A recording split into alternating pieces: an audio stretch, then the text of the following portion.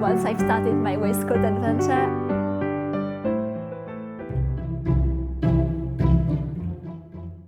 As a paper artist sculpting and using paper all day long, having almost no knowledge of sewing, it might seem a bit extravagant to sew by hand all my wardrobe, month after month, and almost only wearing the clothes I would make myself. But since I was 15 years old, I've always wanted to sew my own clothes, to wear exactly the colors and the shapes and the length I like, which I couldn't find exactly and still can't find anywhere. At the summer of 2024, I started to slowly adapt a few skirts I had bought, adding some extra layers of fabric which had colors I liked. I did that for 4 or 5 skirts, then I started to make matching sleeves, then entire long skirts, and I made many of them with different fabric, different colors, fingerless gloves, scarves, and 2 dresses.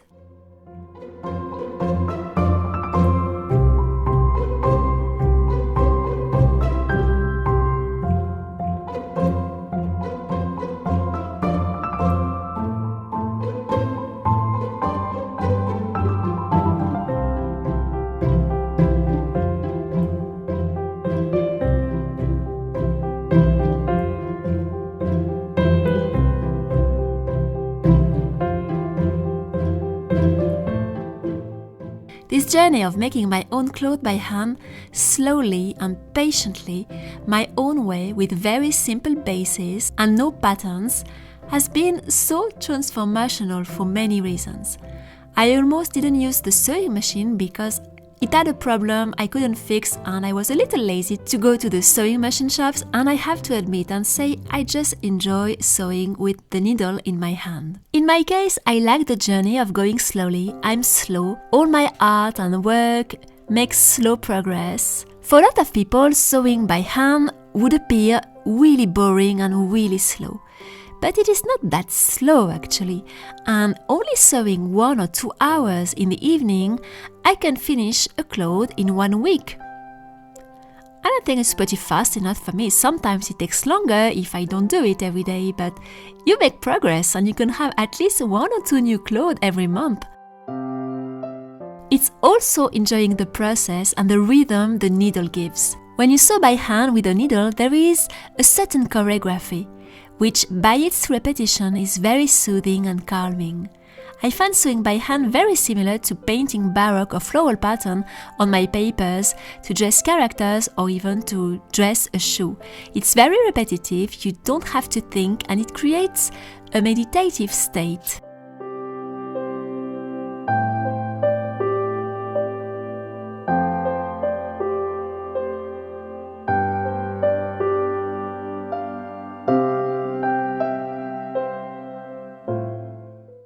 Balzac explained in the novel Lily of the Valley the powerful, soothing, calming effect of needlework for the soul.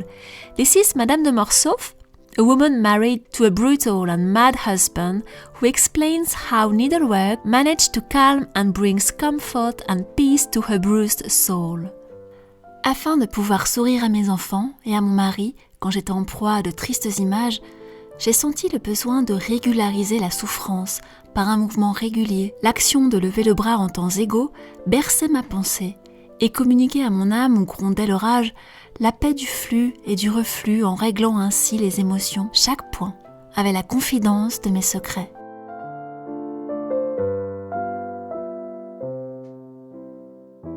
And this is my sewing basket where I keep all the fabrics I plan to play with. I have some clothes already in progress, and the few tools I need, I don't have everything here, just the things I need for the thing I'm working on right now, plus the threads, the collection of threads I have. So I have 2 boxes, and this one has a selection of things, not everything, but things I need right now with needles and few things, just 2 things I need every time I go back to my project, so I keep all that here. So I'm going to show you what I have in my sewing basket. So I have this big fabric, which was probably from the 70s or the 80s, which belonged to a great aunt of mine. Another great aunt, not the one I usually mention, a sister of my other grandmother, and she had bought this big fabric, which is really huge, and it's very thick, it's in wool. It's definitely not the sort of fabric we easily find these days. It's not super pleasant under the fingers. You need to have for sure something, otherwise it would irritate your skin, I think. But it's not necessarily the colors I would have chosen, black, yellow and red. But I thought it's a good fabric. It's definitely high quality. There is no synthetic material in that, and I thought I'm going to do something, so I plan to do a skirt and probably a top to go with it, a waistcoat once I've started my waistcoat adventure. I was thinking of doing a dress, but it's very heavy, and I think I prefer doing it in separated parts, so that there is this big piece, which is going to be interesting to play with because it has been not used for at least 30 years or 40 years. I think it will be nice to do something with it and to transform it in a really nice cloth.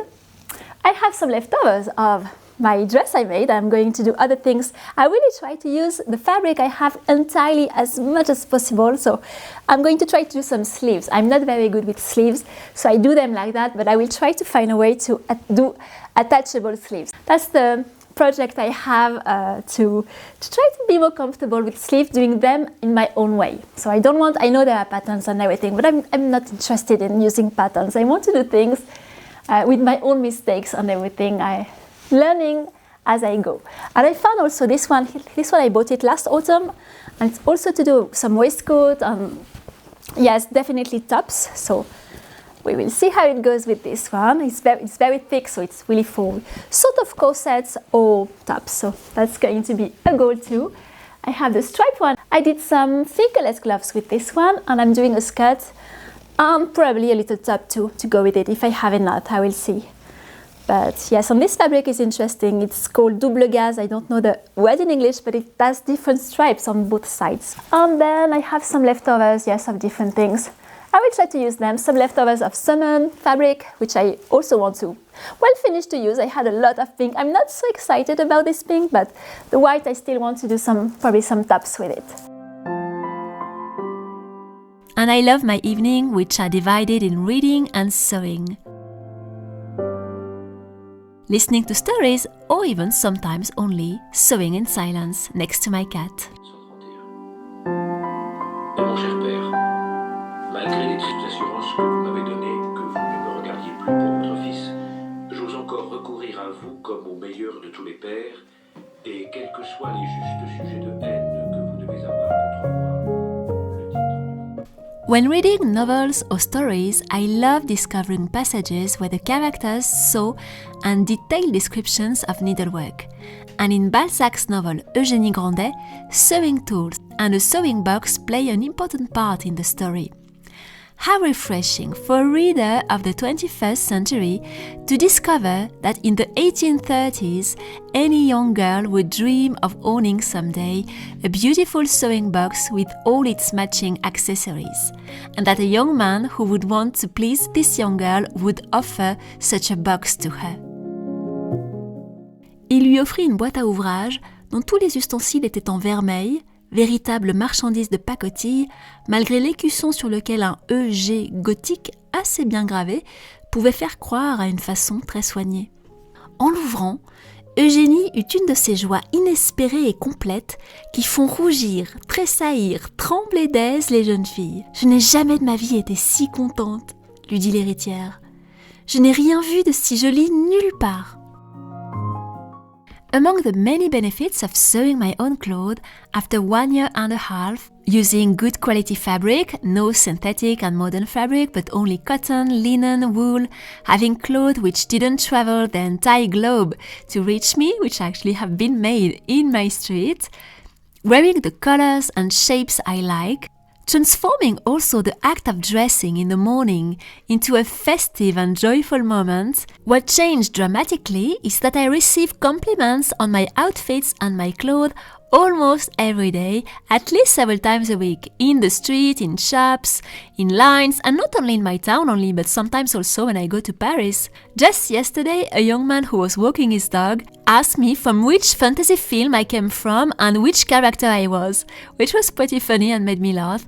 Well, it just creates a lot of very joyful little unexpected moments in your day. In the grocery shop I go, there is a cashier, a really sweet lady, who always calls me la Dame des Merveilles. She doesn't even know that Merveille is part of my brand, Merveille en papier, and she still calls me la Dame des Merveilles, the Lady of Wonderland. Among all the clothes I made, the black floral skirt and the matching fingerless glove is the one which triggered the most reactions and compliments.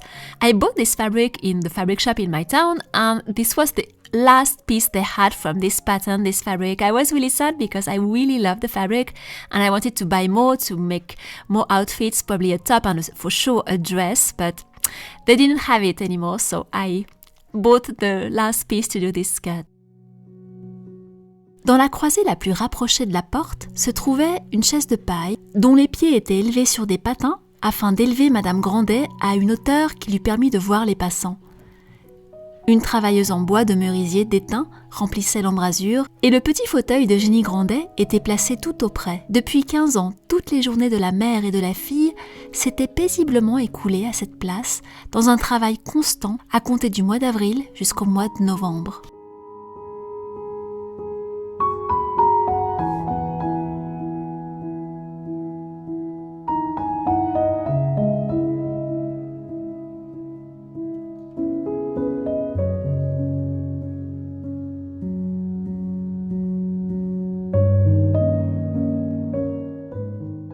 All my art and work makes slow progress.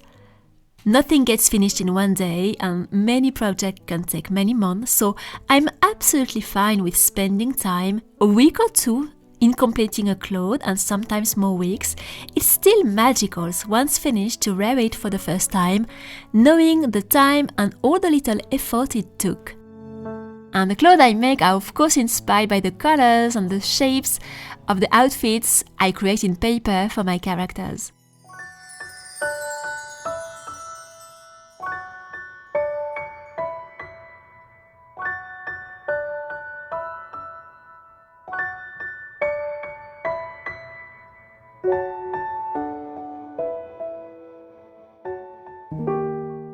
Ces trésors n'étaient pas les millions dont les revenus s'entassaient, mais le dé de sa tante, duquel s'était servie sa mère, et que tous les jours elle prenait religieusement pour travailler à une broderie, ouvrage de Pénélope, entrepris seulement pour mettre à son doigt cet or plein de souvenirs.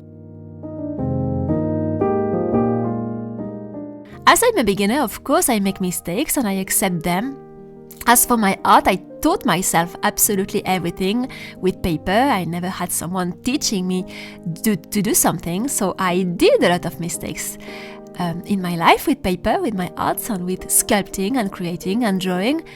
And it's the same here, of course. Now it's not something I plan to do professionally, it's just for fun, it's just for me. This is such a nice new adventure in my life and a really transformative journey, as I only wear now clothes and colors which suits me, which I like, which goes with my skin color and which brings me joy and match my personality. Depending on the fabric, I like to iron them, but sometimes I rather like them to be very, very creased.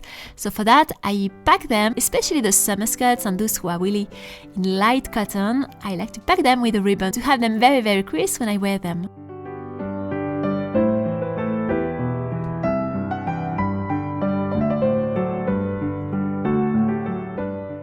It doesn't mean that I won't buy once in a while a dress or a cloth from a brand I like these dresses, for example, which are by the Swedish brand Eva Ivala, which I really like. And I want to continue once in a while to offer like a treat, a dress I couldn't make myself for sure, something more sophisticated. But I want to continue to create and sew my wardrobe because it's a real journey, and start to make more tops, wrapovers, I would love to do those, waistcoats. And I have to say, this clothes, the clothes I made myself, I find that they create a sort of magical bubble around me wherever I go. I feel sort of protected and at the same time creating a sort of enchanted atmosphere around me. A bit like Madame de Morcerf in The Lily of the Valley. Each stitch of each garment I made enclosed dreams, thoughts I had while I was making it, and also passages of stories I was listening to. And I love that they are all unique and nobody can have them on the planet. And I also plan to keep them for many, many years to come. That's also the reason I want really robust and good quality clothes that I know I'm going to be able to keep for a very long time.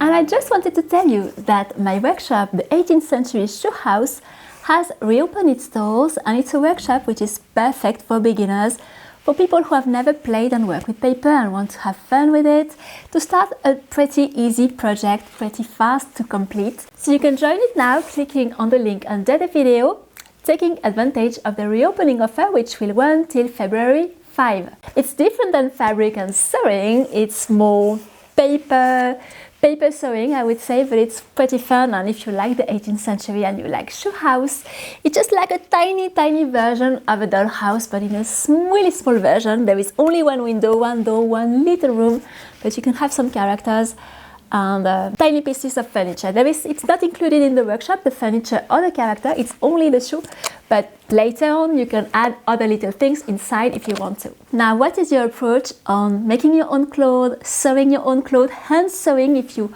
also use your hand to create your accessories or your clothes? I would be interested to know that. Comparing to buying things already made, are you thinking of doing more things for yourself in the future, buying less massively produced clothes produced in the other side of the world, these sort of things? What is your approach and your thoughts on that? And if you are already making your own clothes, your own accessories, what people think about that around you, or even in the streets, in shops, when you go out? Do you have some compliments? Are people noticing that you are dressing a bit differently, that you are maybe making your own clothes? I would be interested to know. You can join the Shoe House workshop till the end of February, but the reopening offer only lasts till February 5.